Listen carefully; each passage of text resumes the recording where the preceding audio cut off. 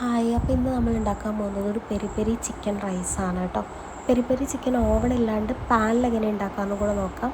അതിന് വേണ്ടി ഒരു പാൻ വയ്ക്കുക, കുറച്ച് ഓയിൽ ഒഴിക്കുക, റെഡ് ക്യാപ്സിക്കം, സവോള, garlic, peri peri chilli roast ചെയ്തതും കൂടെ ഇട്ടിട്ട് നന്നായിട്ടൊന്ന് വഴറ്റി കൊടുക്കുക. ഇത് വഴറ്റിയതിന് ശേഷം നമ്മളിതൊരു മിക്സിയുടെ ജാറിലേക്ക് മാറ്റുക. അതിൽ കുറച്ച് പാപ്രിക്ക പൗഡർ, ഒരു മാഗി ക്യൂബും കൂടെ ആഡ് ചെയ്ത് നന്നായിട്ട് പേസ്റ്റാക്കി അരച്ച് വയ്ക്കുക. ഇതൊന്ന് കുറച്ച് പേസ്റ്റ് നമ്മൾ മാറ്റി വെക്കണം കേട്ടോ. ബാക്കിയുള്ളത് നമ്മൾ ചിക്കനിൽ കുറച്ച് ഉപ്പിട്ടിട്ട് ഒന്ന് മാരിനേറ്റ് ചെയ്ത് വെക്കുക. അതിനുശേഷം നമ്മൾ വേറൊരു പാൻ എടുത്തിട്ട് ഓയിൽ ഒഴിക്കുക, ചെറുതായിട്ട് ചോപ്പ് ചെയ്തിട്ടുള്ള ഉള്ളി അതിലേക്ക് ഇടുക, എന്നിട്ടൊന്ന് വഴറ്റി കൊടുക്കുക. അതിനുശേഷം കുറച്ച് ടൊമാറ്റോ പേസ്റ്റും കൂടെ ആഡ് ചെയ്യുക. പിന്നെ നമ്മൾ നേരത്തെ മാരിനേറ്റ് ചെയ്ത് വെച്ചിട്ടുള്ള ചിക്കനും കൂടെ ആഡ് ചെയ്തിട്ട് ഒന്ന് അടച്ച് വെച്ച് വേവിക്കുക കേട്ടോ.